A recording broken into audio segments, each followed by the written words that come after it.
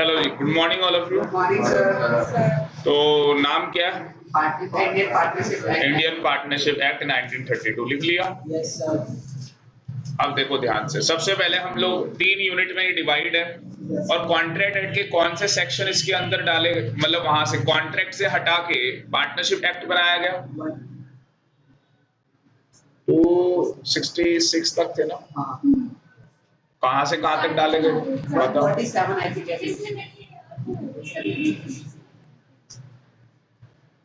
अरे तुम्हें लिखवाया तो रखा है।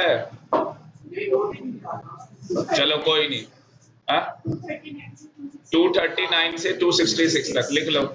जो इंडियन कॉन्ट्रैक्ट एक्ट है तो उसमें जो सेक्शन 239 था वहां से लेके 266 तक उसको बाहर निकाल के पार्टनरशिप क्या बना दिया? एक्ट बना दिया 1932। सबसे पहले जनरल नेचर ऑफ पार्टनरशिप है, व्हाट इज पार्टनरशिप, पार्टनरशिप क्या होती है, फिर डिस्टिंग्विशन देखेंगे, फिर टाइप्स ऑफ पार्टनर देखेंगे, अलग अलग टाइप्स के पार्टनर होते हैं।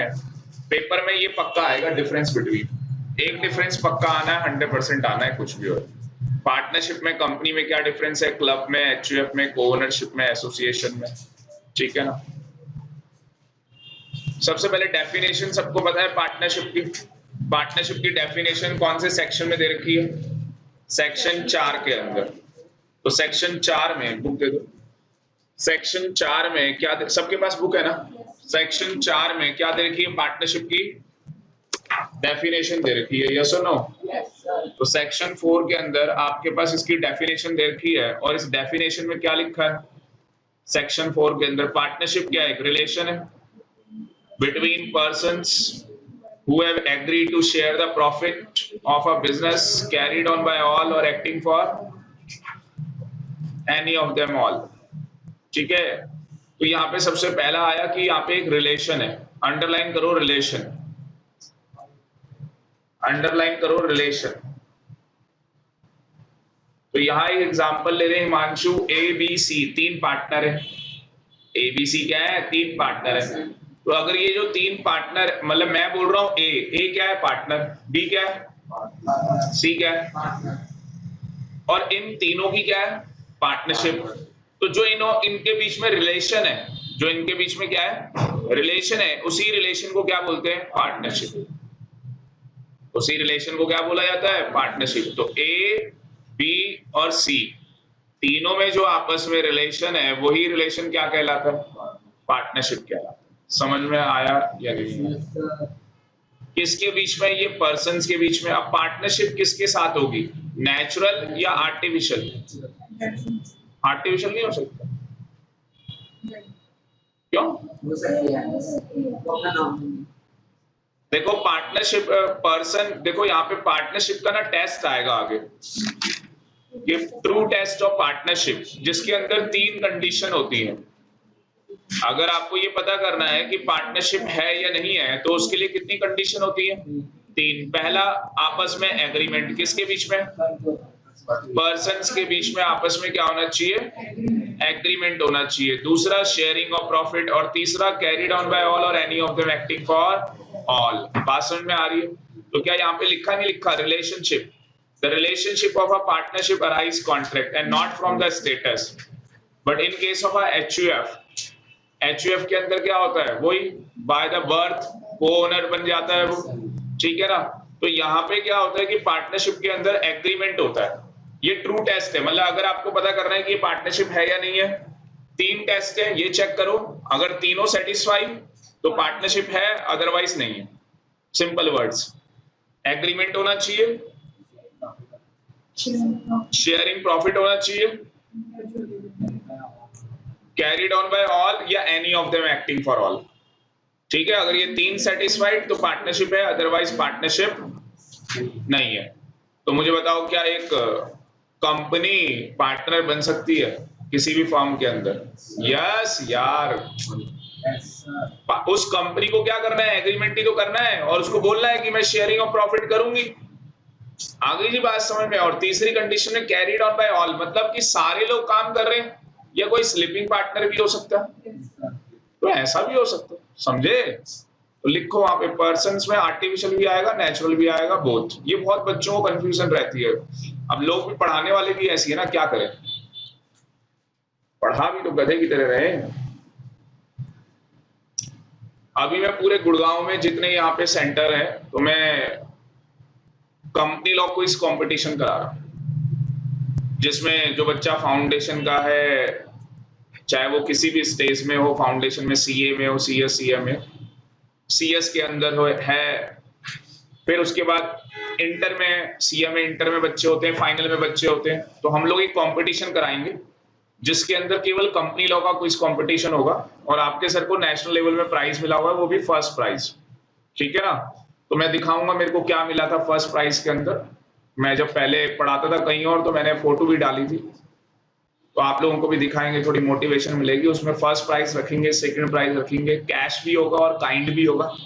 हम लोग तो लॉ की तरह काम करते हैं, तो उससे हम टारगेट करेंगे बाहर के बच्चे को। क्यों? जो हमारे पास बच्चा पढ़ रहा है वो तो आएगा ही, उस कंपटीशन के अंदर पार्टिसिपेट करेगा, पर जब बाहर का बच्चा आएगा और उसको पूछेंगे भाई बता, मान लो अभी ऐसी बात हो गई, बता भाई पार्टनरशिप में आर्टिफिशियल होगा, होगा नहीं? किसने बताया? सर ने, हमारे मैडम ने बताया।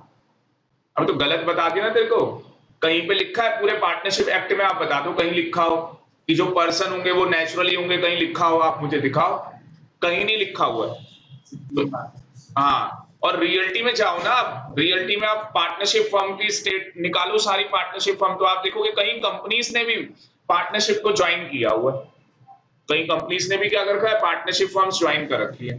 तो इट मींस क्या है कि जो company it is artificial person. और आप सोच के देखो ना, ट्रू टेस्ट तो बताया ही हुआ है, ट्रू टेस्ट में कहीं लिखा है कि वो नेचुरल होना चाहिए, आर्टिफिशियल होना चाहिए? कहीं पे भी नहीं लिखा। वहां पे तो एग्रीमेंट है, प्रॉफिट है और एक्टिव, या वो एक्टिव नहीं है। बात समझ में आ रही है? तो पर्सन का मतलब क्या है यहाँ पे? आर्टिफिशियल भी हो सकता है और नेचुरल पर्सन भी हो सकता है। जैसे देखो एक और चीज बताता हूँ, आप पर्सन से बात निकल के आई है, तो क्या minor can become a partner in a partnership firm? लिख लो, क्वेश्चन आता है, लिखो क्वेश्चन, लिखो question. Can minor become a partner in a partnership firm? Question लिखो, can minor become a partner in partnership. और जब भी क्वेश्चन ऐसे स्टार्ट होता है ना, कैन,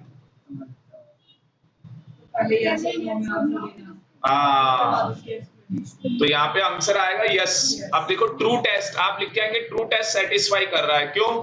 सबसे पहले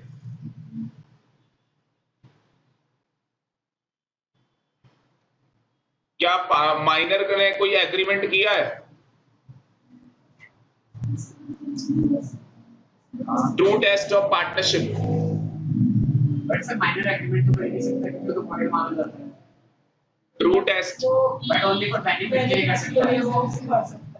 अब देखो कितनी खतरनाक चीज आ गई। देखो ट्रू, शेयर द प्रॉफिट का वो जनरल में नहीं कर सकता, एक्सेप्शंस में हम लिख सकते हैं। हाँ, तो आपको आंसर लिख के आना है पहले नो, और उसके बाद एक्सेप्शन में ये लिख के आना है, बस ये वाला पॉइंट, शेयरिंग ऑफ प्रॉफिट।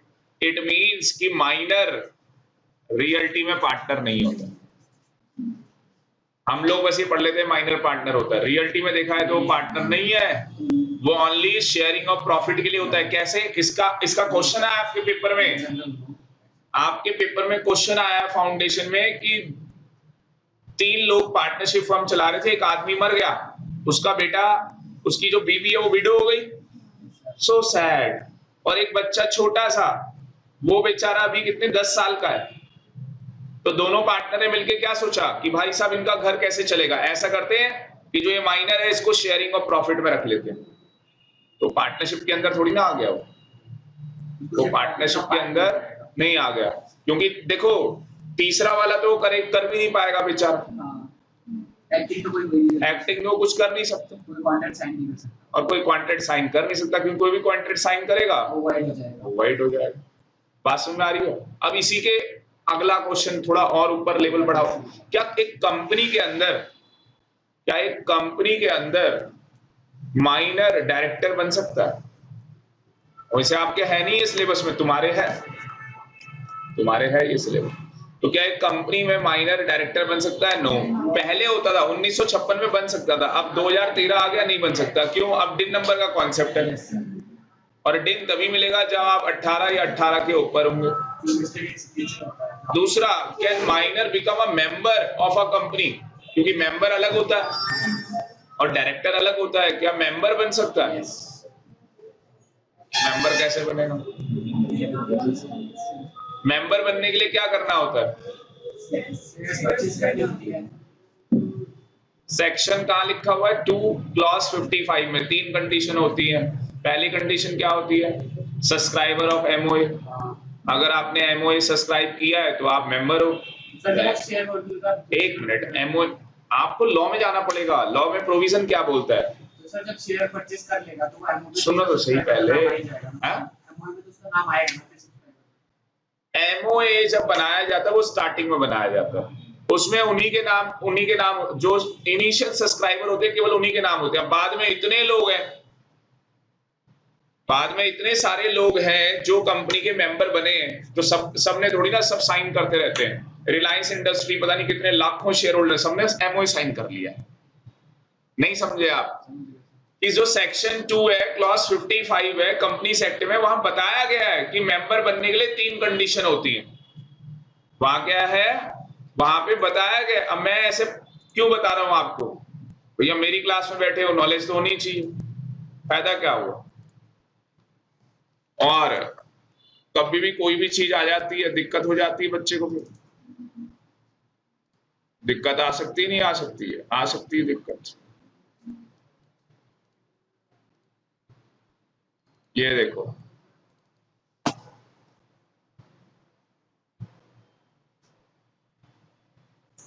ये VLC चलाना पड़ेगा।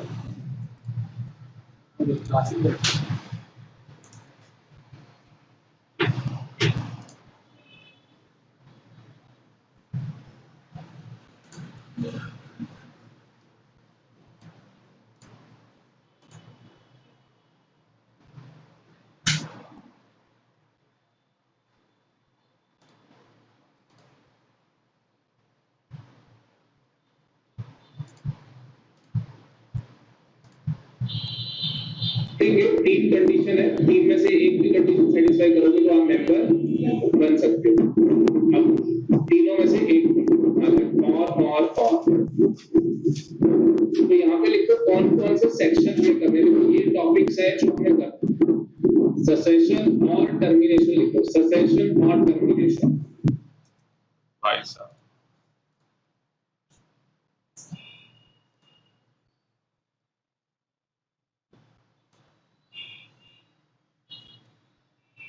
पढ़ाई करो तो ढंग से करो।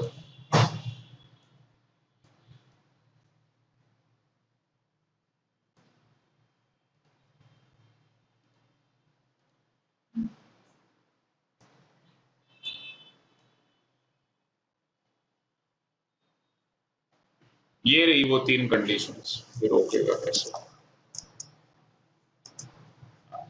ये देखो सेक्शन 255 समझ गए ना? Section 2 clause 55 companies act. तो कितनी कंडीशन है?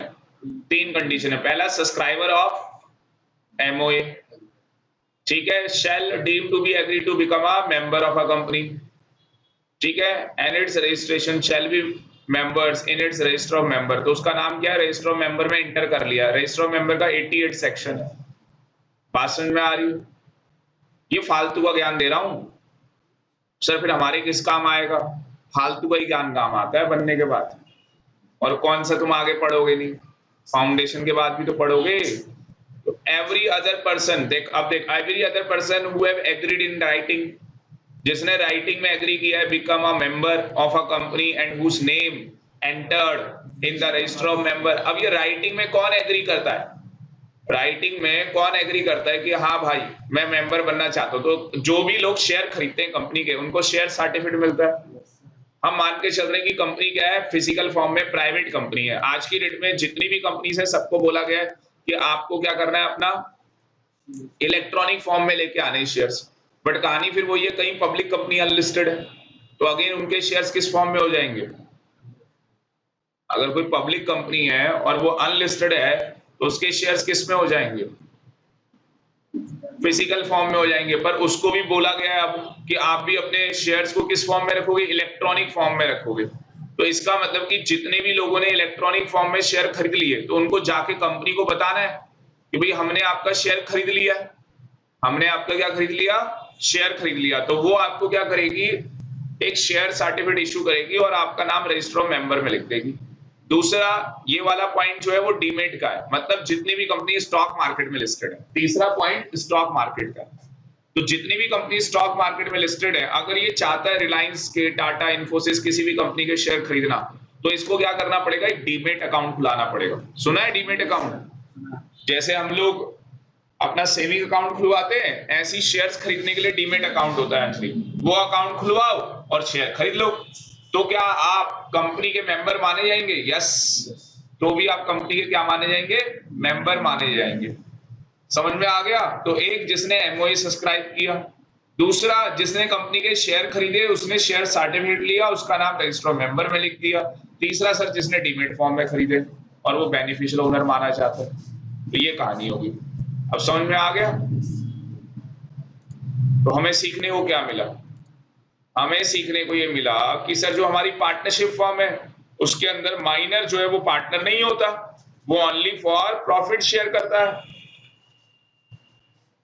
तो माइनर पार्टनरशिप क्या माइनर पार्टनर माना जाएगा? नो, माइनर पार्टनर नहीं माना जाएगा। क्या कंपनी में मेंबर बन सकता है माइनर?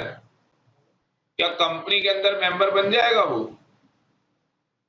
नहीं बन सकता आज की डेट में, ठीक है ना, मेंबर नहीं बन सकता वो। आगे की बात समझ, कैरेक्टर बन जाएगा?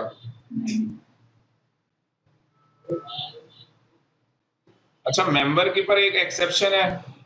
अगर मेंबर में मान लो जिसकी डेथ हो जाती है, तो ऐसा लीगल रिप्रेजेंटेटिव माइनर के पास वो शेयर्स आ जाएंगे और माइनर उन शेयर्स के ऊपर क्या कर सकता है, डिविडेंड ले लेगा, वो उनके ऊपर डिविडेंड ले लेगा। पर अगर मान लो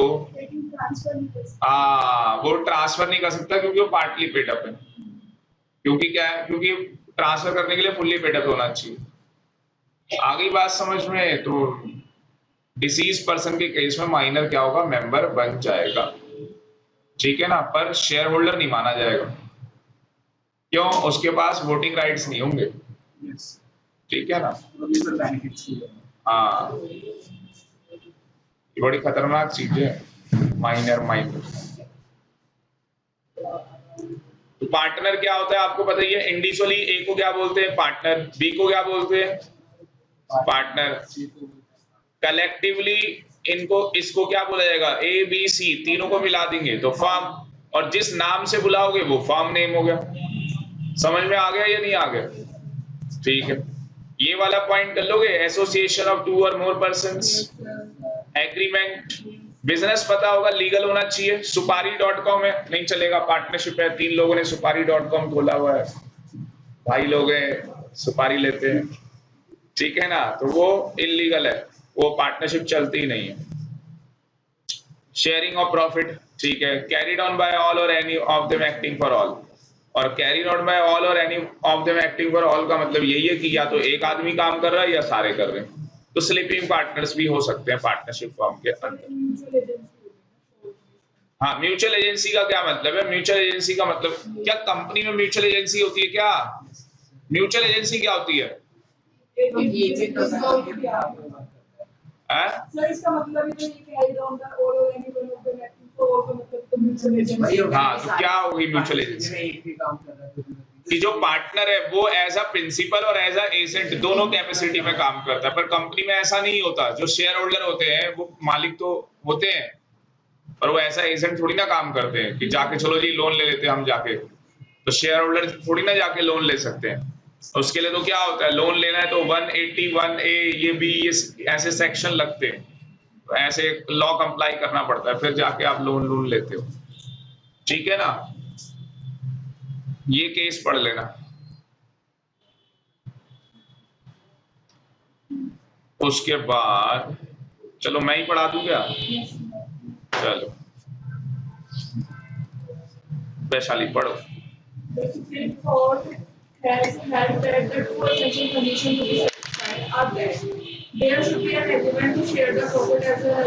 देखो क्या कहता है सुप्रीम कोर्ट, कहता है कितनी कंडीशन, 2 कंडीशन जरूरी है। किसके लिए? Business carried on by all or any of them. पहली condition, there should be an agreement to share the profit as well as losses of the group. तो यहाँ पे क्या होना चाहिए? एग्रीमेंट होना चाहिए किस चीज के रिगार्डिंग? शेयरिंग ऑफ प्रॉफिट और लॉस के regarding. And The business must be carried out by all. या तो बिजनेस मतलब म्यूचुअल एजेंसी होनी चाहिए।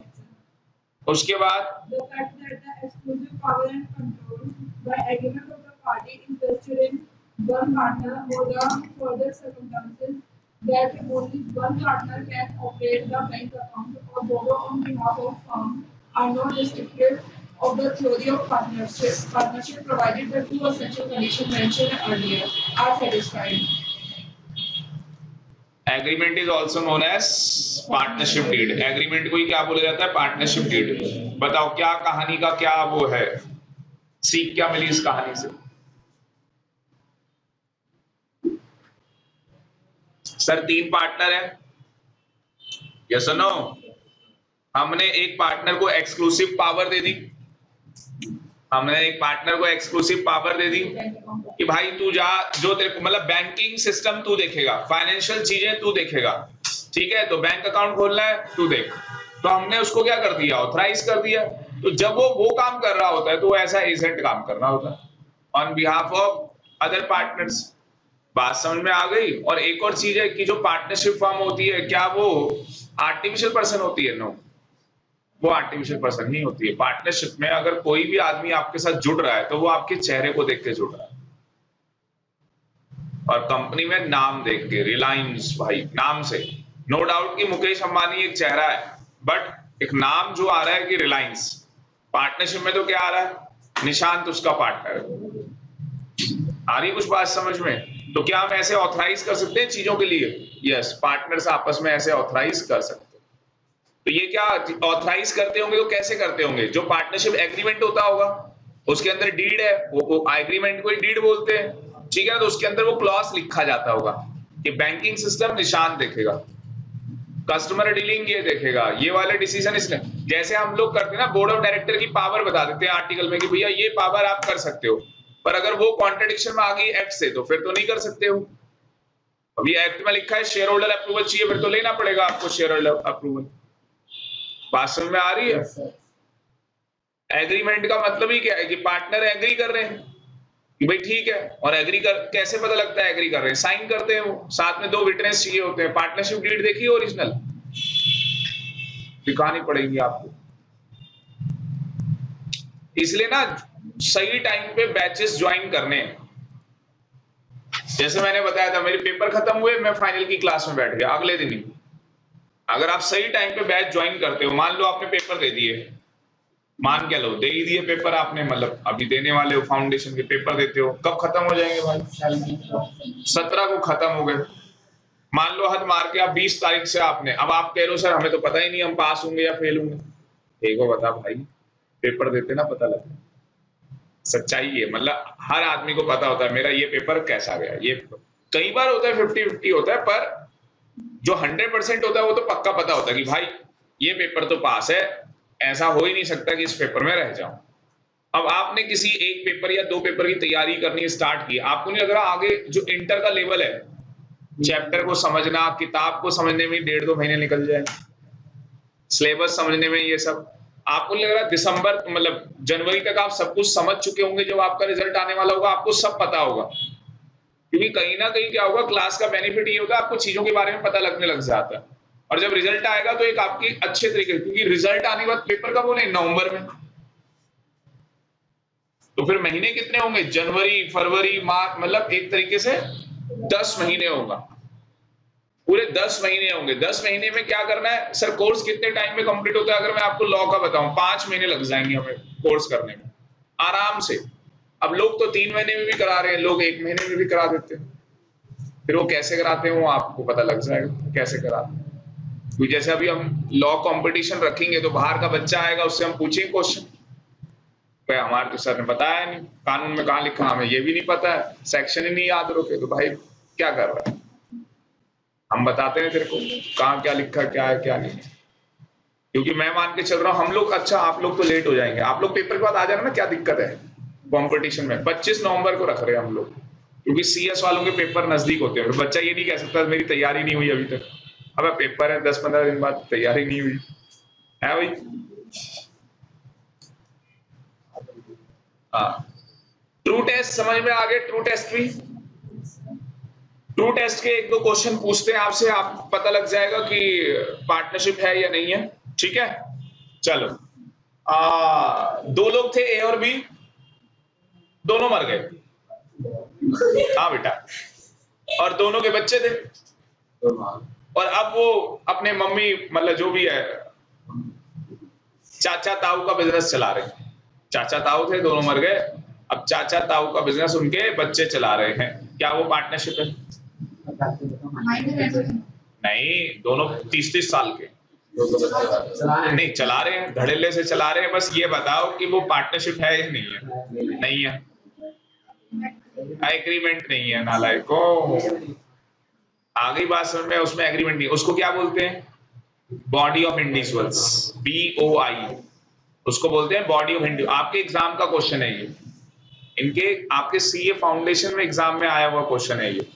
आगे बात समझ में? तो अगर डेथ हो जाती है तो उस केस में आपके ऊपर गाइडलाइन या आंसर नहीं लिखा कि उसको फिर बॉडी ऑफ, वो हमने टेक्स्ट में पढ़ा है, तो हम तो लिख के आएंगे। तभी तो कह रहा हूँ, आपकी जब कोई कॉपी चेक कर रहा होगा, आप कहीं पे सेक्शन मेंशन करेंगे अगर, तो आप मतलब कहीं पे कोई वर्ड आएगा तो ब्रैकेट में उसका सेक्शन लिख के आओ।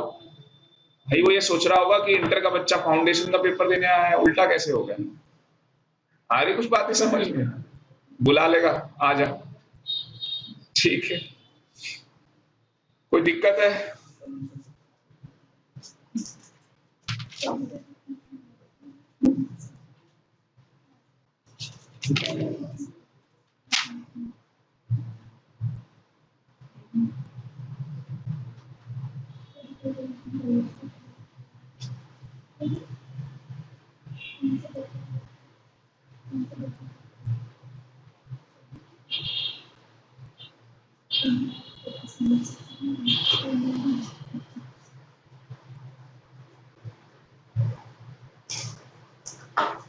बाकी इसमें भी एक केस लॉ दिया हुआ है, इसमें बोला है कि हम इसे लिख लो, no partnership between the parties. असली में ये 4 चीजें हो गई तो हम इस कंक्लूजन में पहुंचे कि कोई पार्टनरशिप नहीं है। एक पार्टनरशिप है, उसका कोई बैंक अकाउंट ही नहीं है, तो कहां से पार्टनरशिप हुई? यस और नो? भाई जब पार्टनरशिप खोलोगे तो बैंक अकाउंट पक्का खुलता है, बोलो क्यों? टाइट होता है, पैसा आएगा तो किसको? आलू को दोगे, भालू को दोगे, या कल्लू को दोगे? कल्लू पैसे रख लेगा, कल कल्लू रात को ही निकल लिया आपने, वो कौन सी जगह यूपी में है? कोल्हापुरी है वहां, मेरठ निकल लिया वो कल्लू, मेरठ निकल लिया रात को। अब पैसे ले लो कल्लू से, हाँ क्या, आ जाओ गली में हूं अंदर। ठीक है, आगे बात समझ में? तो कहानी क्या है यहाँ पे अंजलि की, एक बैंक अकाउंट होना बहुत जरूरी होगा। बैंक अकाउंट का क्या बेनिफिट होगा कि उसमें तीनों के राइट होंगे। नो डाउट कि बैंक अकाउंट खोलने का राइट आपने दिया था, पैसे निकालने का राइट थोड़ी ना दो कल्लू को कि तू पैसे निकाल सकता है। उसमें क्या होता है, जब पैसे निकालने होते हैं तो क्या होता है, पार्टनरशिप फर्म की स्टैंप लगती है। पार्टनरशिप फर्म की क्या लगती है? स्टैंप लगती है। और फिर आपने ऑथराइज कर रखा हो किसी पार्टनर को, हाँ भाई ठीक है तू ऑथराइज है, साइन करेगा। आगे बात समझ में? तो उसमें भी लिमिट होती है, ये नहीं कि वो 5 करोड़ वहां रखा हुआ 5 करोड़ के लिए साइन कर रहा है। लिमिट होगी ना, एक बता रखा होगा कि भाई इतनी लिमिट के लिए चल ठीक है, तू बार बार क्या पूछना है ना? पर अगर उस लिमिट को एक्सीड कर रहा है तो उसमें तीनों के साइन होंगे, फिर तीनों को साइन करने पड़ेंगे, फिर दिक्कत हो जाएगी। ये आ जाओ डिफरेंस बिटवीन। सबसे पहला डिफरेंस, पार्टनरशिप और कंपनी में क्या डिफरेंस है? सबसे पहला डिफरेंस, पार्टनरशिप और कंपनी में क्या डिफरेंस है?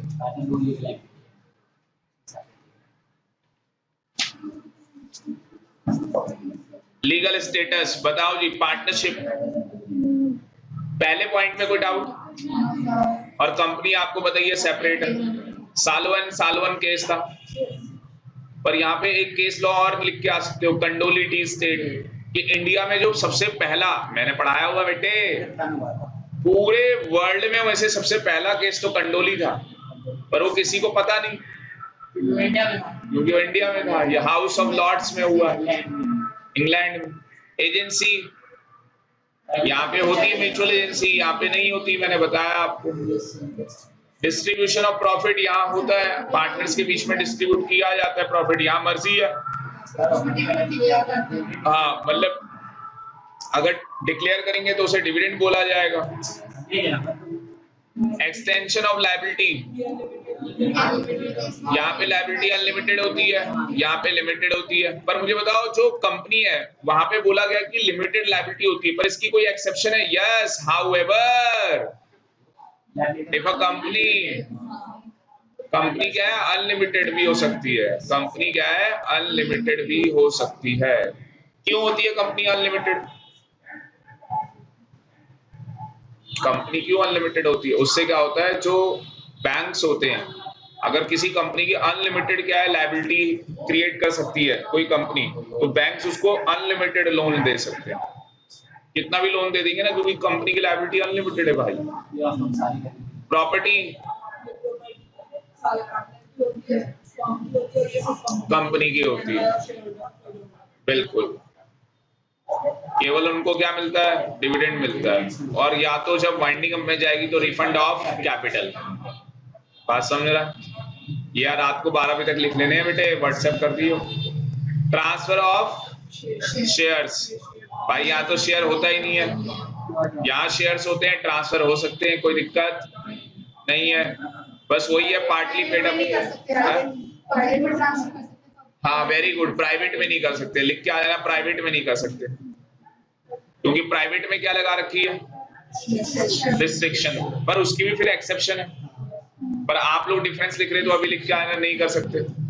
अगर केवल प्राइवेट कंपनी का क्वेश्चन आए, उसमें आए कि ट्रांसफर हो सकते नहीं हो सकते शेयर्स, तो लिख के आओ, नहीं हो सकते फिर लिख के आओ उसकी एक्सेप्शन है, हो सकते। कैसे हो सकते हैं प्राइवेट में ट्रांसफर शेयर्स? प्रीएम्प्टिव राइट होता है एग्जिस्टिंग शेयर होल्डर का, और एक डेथ के केस में होता है।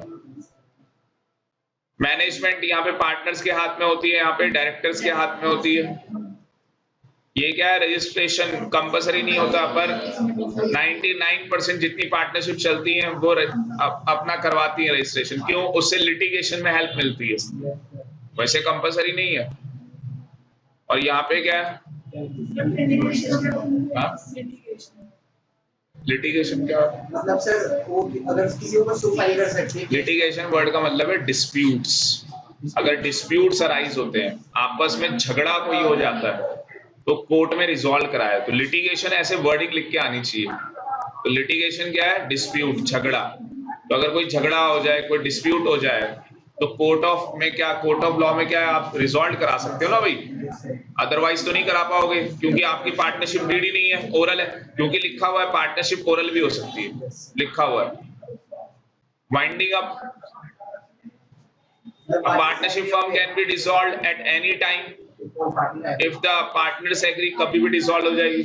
पर ये ऐसे नहीं हो सकती, इसके लिए आपको किसके पास जाना पड़ेगा, नेशनल कंपनी लॉ ट्रिब्यूनल के पास, ठीक है। और आज की डेट में लिख लो, और ऐसे यहाँ पे ब्रैकेट में लिख लो, आफ्टर 2016 हम किसके पास जा सकते हैं,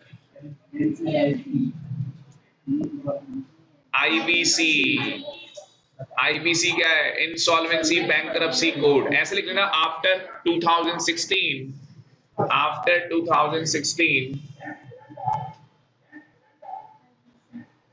insolvency of a company is regulated by IBC, Insolvency Bankruptcy Code 2016। जब ये लाइन आपने वहां लिखी होगी तो एक चार्टर्ड अकाउंटेंट आपका पेपर चेक कर रहा होगा, और वो भाई साहब नशे में आ जाएगा, ये सुनो ये क्या हो गया, ये दिख रहा है ना, IBC, insolvency and bankruptcy code 2016। तो क्या यहाँ पे कंपनियां जा सकती हैं? हाँ, जो कंपनी इंसॉल्वेंट हो जाती है वो कंपनी यहाँ पे जाती है, और उस कंपनी को बचाने की कोशिश की जाती है पहले। अगर कंपनी बच गई तो फिर ठीक है, फिर उसका वाइंडिंग अप नहीं होगा, क्योंकि जब कोई आदमी मरने वाला होता है तो क्या आप खुद उसे चाकू मार देते हैं ले, या जहर देते हैं ले भाई जहर खा ले मर जाएगा? हम हॉस्पिटल लेके जाते हैं, एम्बुलेंस, आगे बात समझ में? और वहां पे भी जब डॉक्टर कहता है कि हालात खराब है तो भी आप कहते हैं सर बचा लो इसे, चाहे वो 100 साल का हो 200 साल का हो, फिर भी आप कहोगे सर बचा लो इसे। हाँ, फिर गब्बर इज बैक, ले भाई ये तो पहले ही बताऊंगा पैसे से। सही दिखाया ना उसमें बिल्कुल एकदम। ये वैशाली लिखने पॉइंट लिखा है, तुम लोगों ने लिखा आईपीसी का पॉइंट, गुड, तुमने लिखा है। ये कंपनी सेक्रेटरी क्या है जरूरत, नहीं लिखा है, देखा? हाँ भाई, ये ऐसी चीजें तो एक सारे बच्चे यही डिफरेंस छाप के आएंगे, तुझे क्या लग रहा है? बच्चे छाप के नहीं आएंगे, बच्चों को भी भाई साहब वो भी थोड़ा सा जोश में कि पेपर पास करना है, डिफरेंस तो सारे रट के जाने हैं। एक कोई डिफरेंस आया आग लगा दो भाई, देखने वाला भी सोचो भाई कहां से लिख के आया है ना भाई। पर जब वो वर्डिंग आप ऐसे लिख दोगे, और ये आईपीसी लिखो, हाईलाइट कर दो उसको, अंडरलाइन, वो किसी बच्चे ने लिखा होगा ये। और अगर 5 नंबर का क्वेश्चन आए तो मैं तो ये कहूंगा भाई जितने आपके एग्जाम यहाँ डिफरेंस लिखे हैं आप सारे लिख दो, फिर जाके 5 नंबर कोई नहीं छीन सकता। पर अगर 5 नंबर का 5 पॉइंट लिख के आ गए, 5 नंबर ही मिलेंगे, शायद 4 दे 3 दे, वो उसके ऊपर है। तू 40 लिख के आ जाते, वो 40 आते तो इतने भी नहीं लिखने 40।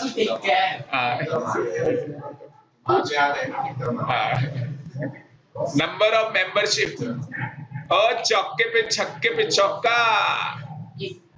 Number of partner in the association shall not be exceed 100, पर रूल ने कितना बोला है? 50। मतलब आज अगर पार्टनरशिप बनानी है तो 50 लोगों की बन सकती है, 50 से ज्यादा आप नहीं बना सकते, और ये लिमिट 100 तक जा सकती है, पर अभी 100 तक लागू नहीं हुई है। फिर सर लिखा क्यों है 100? क्योंकि अगर कल मान लो सेंट्रल गवर्नमेंट को लगा, मिनिस्ट्री को लगा कि भैया 100 करनी है तो 100 कर देंगे, पार्लियामेंट्री अप्रूवल नहीं चाहिए, क्यों? एक्ट में पहले ही लिख दिया। एक्ट में लिखने का मतलब ऑलरेडी पार्लियामेंट्री अप्रूवल ले चुके हैं, इसलिए एक्ट में ऐसी लिमिट लिख दी जाती है, जो कि अभी इन्फोर्स नहीं हो रखी होती, पर आगे चल के हमें पार्लियामेंट्री अप्रूवल ना लेना पड़े, इसलिए हम पहले ही लिख देते हैं वो लिमिट। तो आज लिमिट क्या है? 50 की। अगर सरकार को लगता है 100 करनी है तो क्या विदाउट पार्लियामेंट्री अप्रूवल 100 कर सकते हैं? यस, क्योंकि लॉ में सेक्शन कौन सा है? क्या वहां पेपर में लिख के आओगे सेक्शन?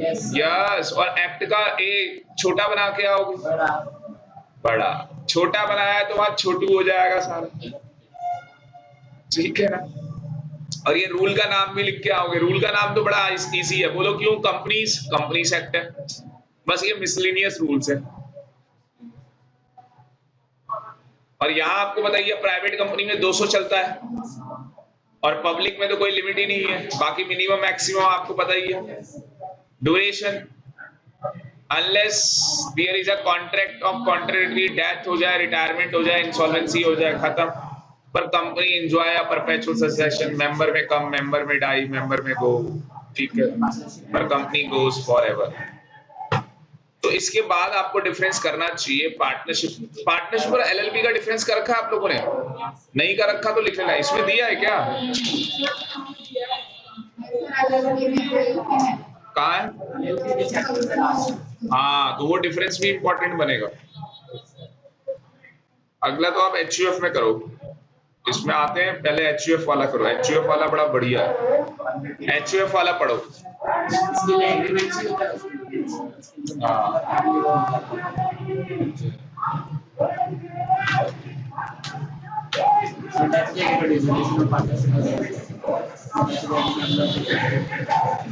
भारत माता की जय बोलते चैनल में बैठ गए ना, ये बैठे सर आगे कमेंट कर दो।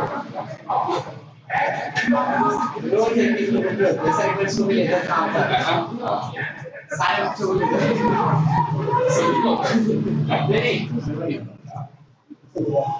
हमारा वाला तो नॉर्मल है, मतलब इसका वाला नॉर्मल है ना, मतलब ऐसे हो जा, वो एक अलग दर्द। कितने हो गए भाई क्वेश्चन? हो गए 10 हो गए। हाँ तो कोई बात नहीं ना, डाउट आते जाएंगे बाद में, इसमें डाउट ठीक है। अशोक ने बिजनेस स्टार्ट किया, मेडिकल प्रैक्टिस कर रहा है 1 सितंबर से। Previous year for the professional assessment year. Assessment year किस फीस है? प्रीवियस ईयर कब से स्टार्ट हुआ होगा? 18-19। आपको लग रहा होगा 1 अप्रैल से हुआ, पर बंदे ने प्रैक्टिस ही कब से स्टार्ट की है?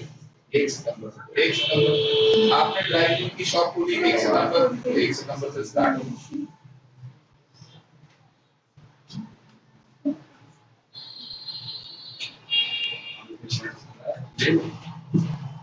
अगले साल जून में 2020 है। ऐसा लग रहा होगा जून आएगा, लग ही नहीं रहा है। आ जाता है पता नहीं लगता बच्चे को।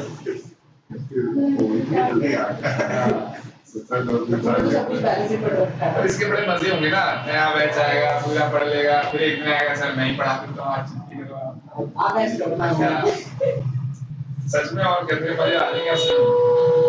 मैं बैच के साथ ही पढ़ेगा, हमारे साथ ही पढ़े, मैं के साथ ही पढ़ेगा। 3-4 बार हो जाएगा तेरा कॉन्ट्रैक्ट पार्टनरशिप का ये सब जो नहीं होगी वो भी पढ़ा के देना।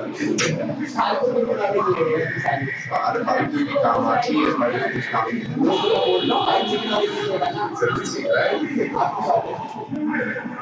ठीक हो रहा है। ज्यादा वहां लिख के मत आ जाइयो। लिखना ही नहीं है इसको। हाँ भाई तेरी कॉपी ना चेक करें भाई, ये कॉपी नहीं चेक होगी, पता नहीं कौन है पेपर दे दे। लिखना ही नहीं है। ये बल इंटरनेट से डेट निकाल रहा हो, टाइम निकाल रहा हो। आज सालोन का केस हुआ था इस टाइम पे कोर्ट में स्टेटमेंट हाँ ये किसी का डेट टाइम दिया, आप इस टाइम पे जस्ट ये तारीख गवाह। इफ टू द केस में चार्ट बना के नहीं आने, यस सर। पेपर में चार्ट नहीं बनाने, ये याद रखना। और जब भी डिफरेंस आए तो 3 कॉलम, और अगर आपको बिल्कुल ही नहीं आता उसका डिफरेंस, वैसे आपके साथ ऐसा नहीं होगा, हमने हर किसी का बनाया हुआ, ठीक है ना। HUF वाले में बताओ कोई पॉइंट में डाउट आ रहा हो तो।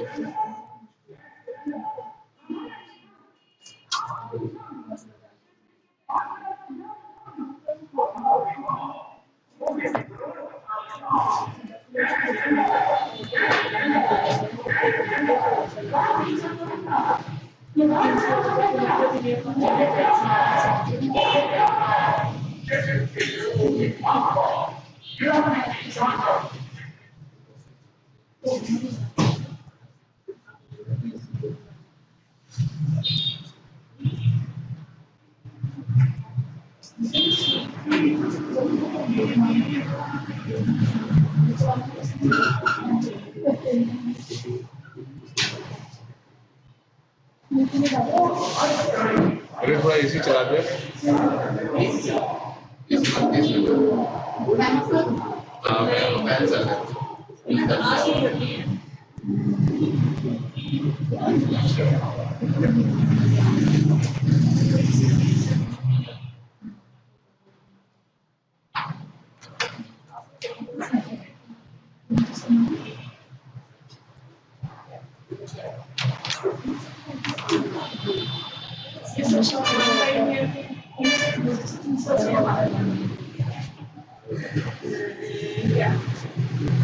देखिए डिफरेंस देख लो, पार्टनरशिप में और को ओनरशिप में क्या डिफरेंस होता है। जो पार्टनरशिप है वो always rise out of a contract, oral और इम्प्लाइड, मतलब चाहे ओरल हो रिटर्न हो कुछ भी हो। पर को ओनरशिप तो क्या होती है, बंदा मर गया, इनहेरिटेंस में उसके पास उसकी को ओनरशिप आ गई। एक आदमी मर गया हाँ, तो उसके पास उसकी को ओनरशिप ऐसे भी तो उसका है। हाँ, वो एक प्रॉपर्टी है जो दोनों भाइयों ने खरीदी है मिलके। को ओनरशिप में भी यानी हाँ, पापा की प्रॉपर्टी थी, फादर की डेथ हो गई, 2 भाई थे, तो क्या वो दोनों को ओनर्स बन गए? नहीं बन गए। ये सबसे बेस्ट एग्जाम्पल है, फादर मर गया, 2 बच्चे, ओनरशिप आ गई। को ओनरशिप में आपको पता है इम्प्लाइड एजेंसी नहीं लगेगी, co-ownership is not a agent of other co-owner, वो एक दूसरे के एजेंट थोड़ी ना, नौकर थोड़ी ना कोई किसी का, एजेंट का मतलब नौकर, एजेंसी। इसमें क्या है, interest, co-ownership does not necessary involve sharing of profit और लॉस, कोई ऐसा कुछ हो, ठीक है ना। उसके बाद को-ओनरशिप में ट्रांसफर हिज इंटरेस्ट और right in the property without the consent of their co-owners, मतलब समझ गए, अगर मुझे वो राइट बेचना है तो मैं बेच सकता हूँ। मान लो दो भाई हैं, छोटे वाले को बेचना है अपना राइट, बेचे किसी को, मेरे से कुछ नहीं किया सकते। हाँ, दो लोग मिलके प्रॉपर्टी खरीदते उसे ज्वाइंट ओनर बोलते हैं, तो पूछना पड़ता है, ये तो को ओनर है, अपना राइट बेच रहा है, ठीक है। ये वाला भी कर लोगे, एसोसिएशन वाला कर लोगे, एसोसिएशन लिख लो सिंपल, नॉट प्रॉफिट ऑर्गेनाइजेशन है। एसोसिएशन क्या है, जिसका मोटिव प्रॉफिट अर्न करना नहीं है, सेक्शन 8 कंपनीज होती है ये। बाकी सेक्शन 8 के अलावा चैरिटेबल सोसाइटी भी हो सकती है, ट्रस्ट भी हो सकते हैं, रिलीजियस भी हो सकती है। इसमें बहुत एग्जांपल लिख लो, सेक्शन 8 हो गया not profit organisation, business trust हो गए, और ये क्या है, क्या लिखा है, कहां गया, रिलीजियस हो गए, चैरिटेबल सोसाइटीज होगी, ये सब इसके अंदर आ जाती है। म्यूचुअल इंश्योरेंस सोसाइटी होगी, ट्रेड प्रोटेक्शन एसोसिएशन हो गई, ये सब इसके एग्जाम्पल। अच्छा, एक एग्जाम्पल ही लिखा है इसमें, बड़े सारे एग्जाम्पल आ गए, बिजनेस ट्रस्ट, ठीक है ना। बाकी कर लो, बाकी कर लो, क्लब वाले में आ जाओ।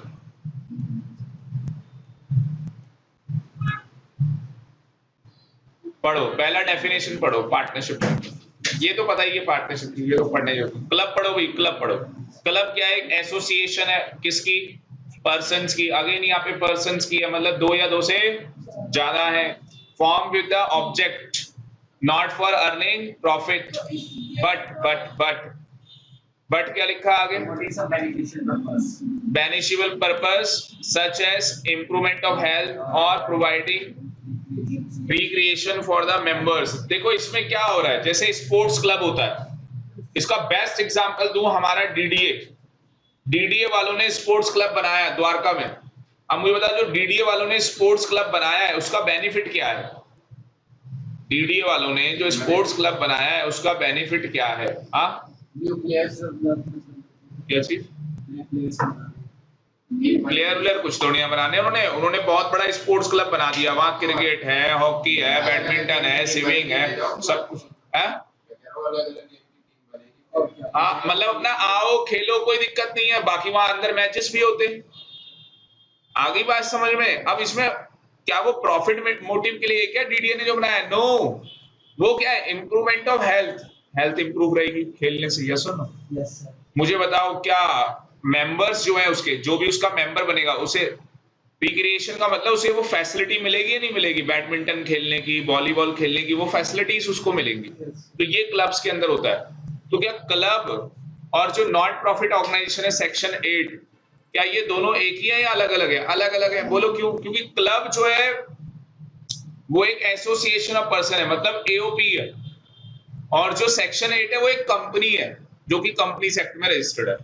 ये कोई कंपनी नहीं है, क्लब कोई कंपनी नहीं है। डीडीए ने जो क्लब बनाया है वो कोई कंपनी नहीं है, वो एओपी है, एसोसिएशन ऑफ पर्संस है। कुछ लोग मिले, उन्होंने एक एसोसिएशन बनाई और बोला, जैसे मान लो आपके घर के पास सरकारी पार्क है, ठीक है ना, आप सरकार के पास गए, सर ये पार्क ऐसी खराब हो रहा है, ये हो रहा है, वो हो रहा है, हम चाहते हैं कि आप क्या करो, हमारी एक एसोसिएशन बना दो। अब एसोसिएशन बनाने से क्या उनके पास उस जमीन का राइट आ जाएगा? कल हो गया हम बेच रहे हैं इस जमीन, पर सेक्शन 8 में तो उन्हीं के पास होती है वो सब कुछ। अब थोड़ा डिफरेंस समझ में आ रहा है क्लब में क्या हो जाता है। लिखने के लिए स्पोर्ट्स क्लब, म्यूजिक क्लब भी बन सकता है, ठीक है ना, अलग अलग चीज के लिए क्लब बनाए जा सकते हैं।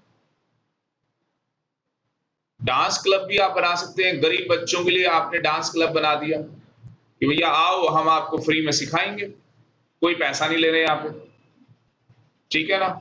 एजुकेशन क्लब भी बना सकते हैं, भैया आओ हम 50 बच्चों को फ्री में पढ़ाया करेंगे।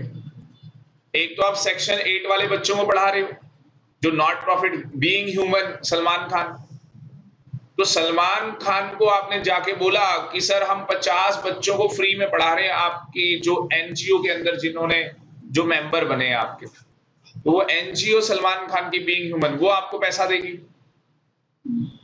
ठीक है ना, वो पैसा देती है ऐसे। रिलेशनशिप, ये तो आपको पता ही है, relationship partner is an agent for others, है ना।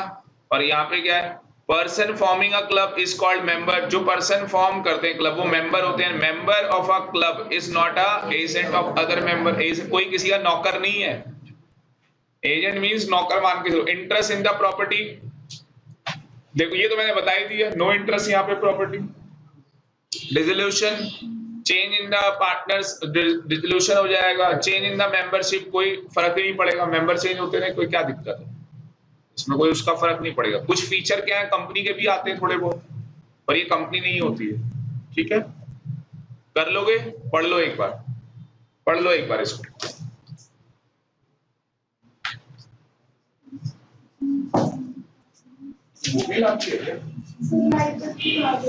इसकी नाम, अच्छा चल, दिख रहा है।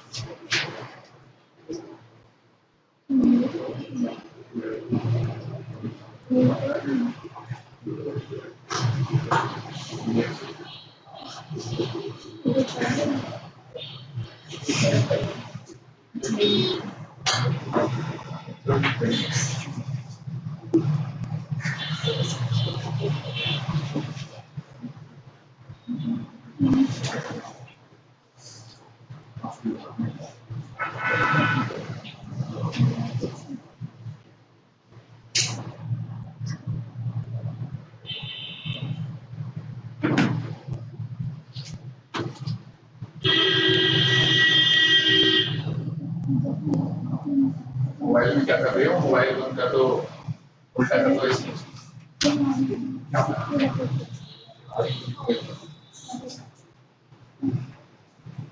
पढ़ो, क्या क्वेश्चन है 26?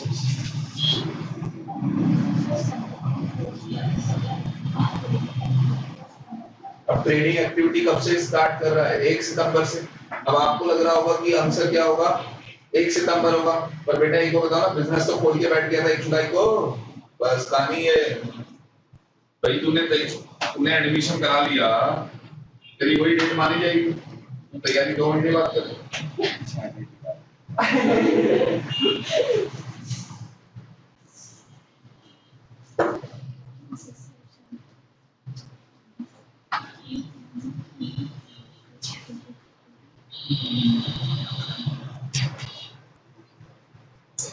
चलो चलो आगे चलो। देखो वैशाली ने बोला, मैंने बता दिया, वरना मैंने कल पूछना था, क्लब वाला बताओ। कोई भी आपको कुछ लगता है भाई वो पूछ लो आप, क्या दिक्कत है। एक 1 डे रिवीजन रखेंगे पूरी फुल, सुबह आएंगे, सबकी छुट्टी, केवल हमारा राज होगा उस दिन, धरने पे और क्या है, तेरे क्या दिक्कत है, तेरे पेपर नहीं है ना। हाँ और बेटा कोई वहां चढ़ा हुआ होगा कोई फैन के ऊपर, ऐसे पूरा जुलूस निकाल के भेजेंगे कि यहाँ से जाते ही गिर जाएगा। किसको ज्यादा टचाएंगे, हर चीज इसी से पूछेंगे, आना है तेरे को वरना तेरे घर जाएंगे। मैं सोच के बैठा था, मैं छुट्टी मार लूंगा मेरे संडे कौन बुला रहा है, संडे को कौन बुला रहा है, वीकेंड नहीं वीक डेज में बोला। काइंड ऑफ पार्टनरशिप, पार्टनरशिप का काइंड तो कर लोगे, ड्यूरेशन और ये। हम आते हैं टाइप्स ऑफ पार्टनर में। ये वाला टॉपिक होमवर्क है भाई 1.5। Okay, sir. ठीक है जी, टाइप्स ऑफ पार्टनर में आ जाओ। Okay, sir. सबसे पहले एक्टिव पार्टनर। एक्टिव तो आप समझ ही गए, मान लो ये पार्टनरशिप है, मैं यहां पढ़ा रहा हूं एक्टिव। नॉमिनल कौन होता है पार्टनर? नॉमिनल पार्टनर कौन होता है? जो सिर्फ अपना नाम खुद को दे देता है। Very very good. आपने कहा सर हम सीए बन गए, मैंने बड़ी अच्छी बात है, पार्टी दे पहले तो उसके बाद सर आपने कहा सर हम आपका नाम यूज करना चाहते हैं, अपना हमारा विजिटिंग कार्ड होगा, हम आपका भी नाम क्या करना चाहते हैं, यूज करना चाहते हैं। मैंने कर लो, मेरा स्टूडेंट है, कर ले नाम यूज, क्या दिक्कत है? आगे बात समझ में, तो उसे क्या बोलते हैं? Nominal partner. ठीक है, क्या मुझे कोई प्रॉफिट मिलता होगा आपके यहाँ से? ये लिखा हुआ है नो, मेरे को कोई प्रॉफिट नहीं मिलता। क्या मैं आपके बिजनेस में कुछ इंटरफेयर करता हूँ? नो, अरे मेरे कोई मतलब नहीं, तुम क्या करो। बस लॉस हाँ, liable for third parties for act of the firm, हाँ उसके लाइबर हो सकता है।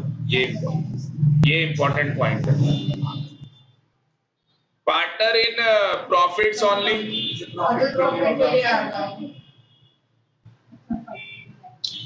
इनकमिंग पार्टनर तो admission of a partner, outgoing partner, retiring partner, partner holding out. ये क्या? बोलो। स्टॉपल वाला है ये। आप अपने आप को कहता है मैं इस पार्टनरशिप फर्म का क्या हूँ?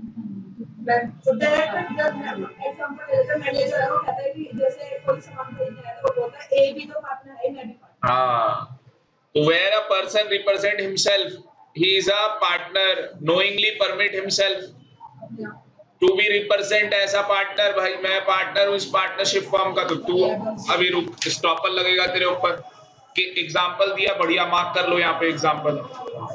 ओ भाई साहब कतले आम कर दिया एग्जाम्पल में, इतना बड़ा एग्जाम्पल दिया हुआ है, पढ़ दो एग्जाम्पल को।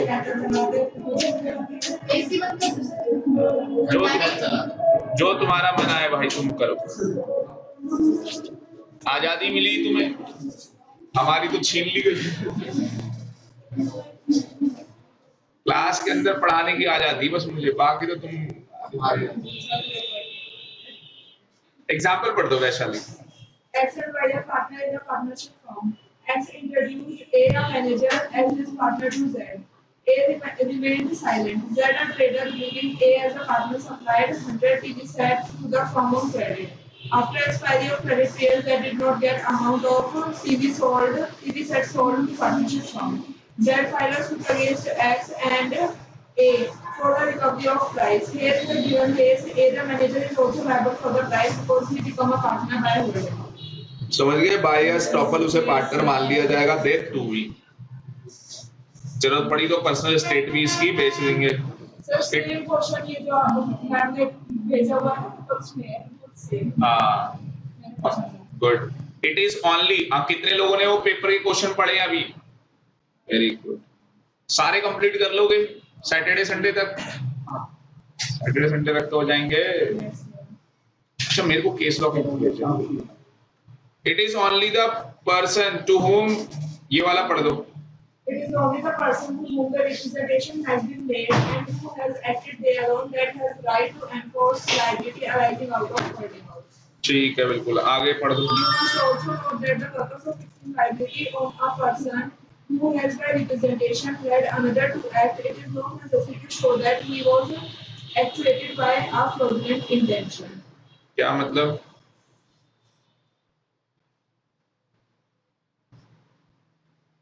इसमें मेरा एग्जांपल दूसरा वाला है।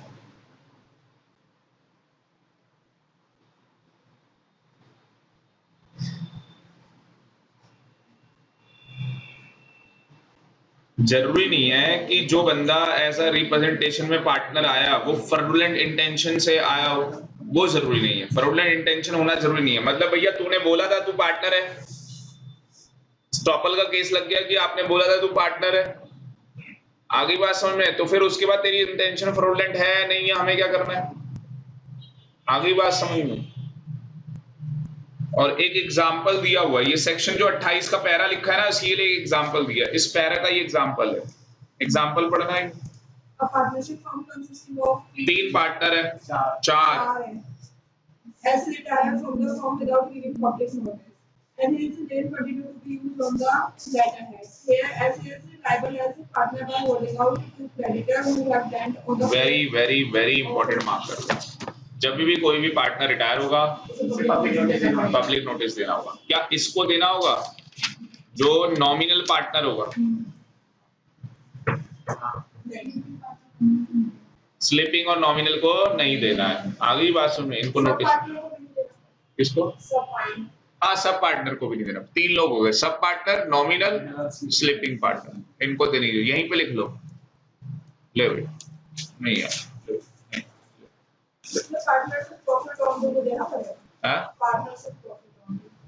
जो ओनली प्रॉफिट, फिर तो ट्रू टेस्ट ऑफ पार्टनरशिप में आ ही नहीं रहा होगा। टाइप्स ऑफ पार्टनर्स में है ना, पार्टनर्स इन प्रॉफिट ओनली, तो इन्हें पब्लिक नोटिस देना पड़ेगा। 1 मिनट रुक जाओ, ये देना होगा सर। अच्छा, ये पार्टनर्स इन प्रॉफिट ओनली, नहीं, इसको नहीं देना पड़ेगा। 4 हो गए, पर चेक कर लेना एक बार, एक इसको लिखा तो नहीं है।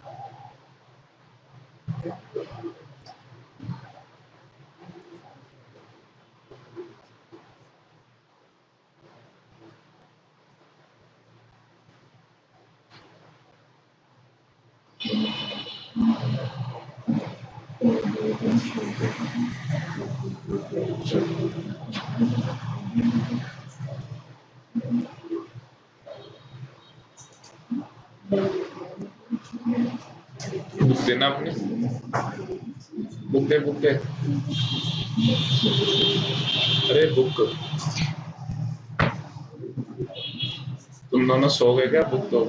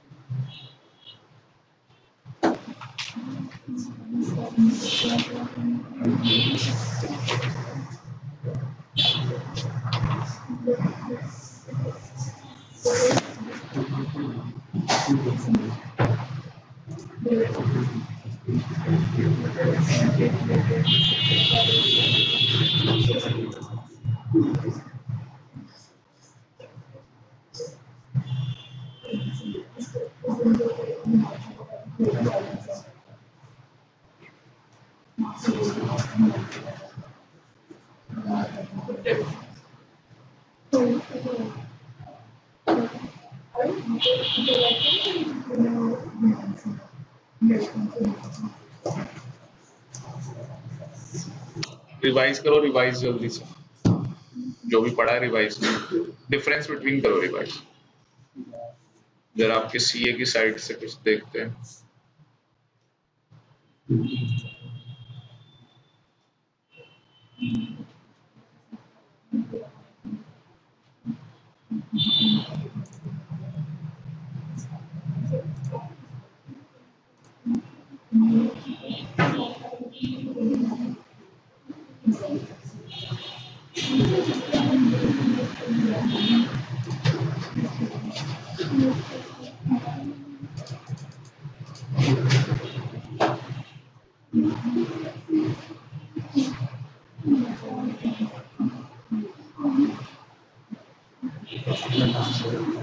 यही क्वेश्चन पेपर दिया था क्या? हाँ हाँ, सारे कर लेना।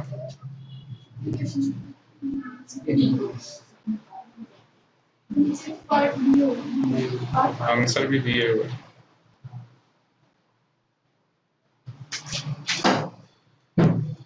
सर ऊपर करना क्वेश्चंस एलपी के questions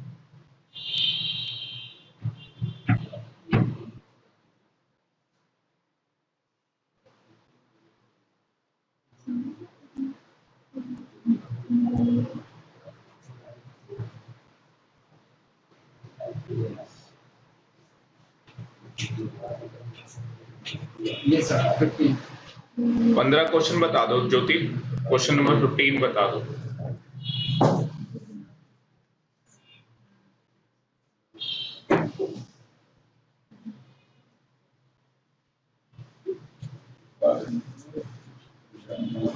Sir, insolvent minor or who are disqualified by AP covered first any act. IP section 42 defense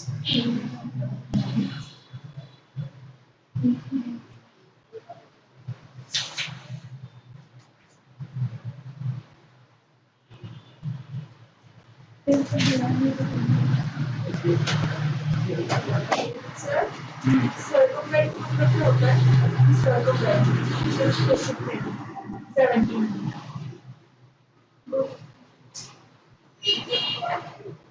circumstance तो ये था। Circumstance second line last second word. अच्छा ये क्या लिख दिया इसने? वर्ड ही ऐसा है। सम, अच्छा कंपनी सेक्टर का है।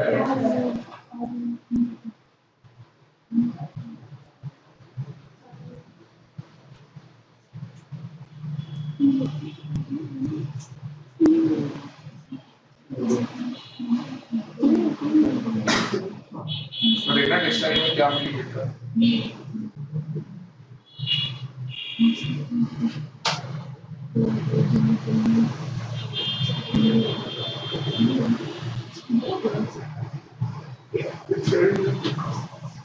क्या?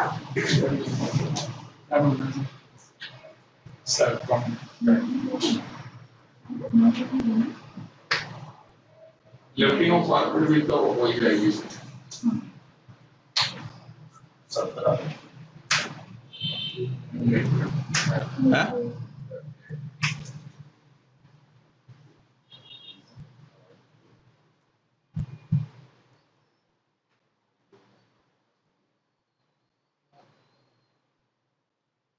To go around something that is in your way. To find a clever way of avoiding a difficulty or doing.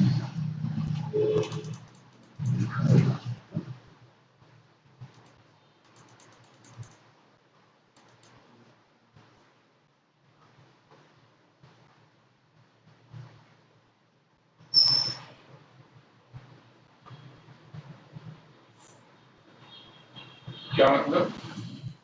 Find a clever way of avoiding a difficulty. अलग रास्ता क्या मेरी हिंदी में क्या मतलब? हिंदी में किसी परेशानी या नियम से बचने का उपाय। हाँ सही बताया वो।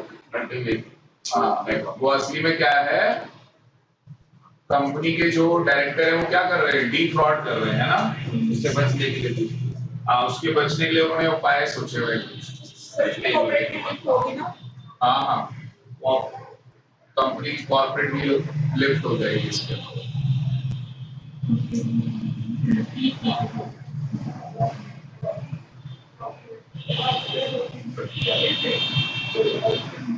अक्सर अच्छा लिखा हुआ है।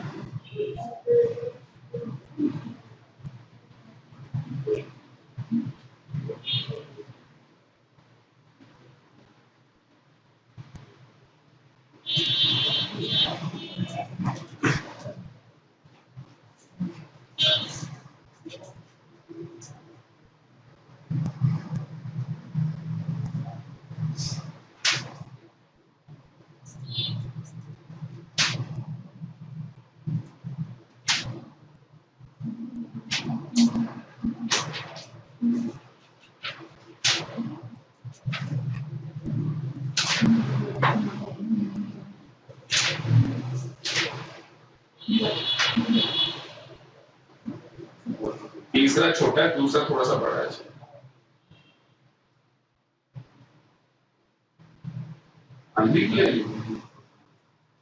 लास्ट तुम्हारी है, लास्ट की तो बहुत सारी की है।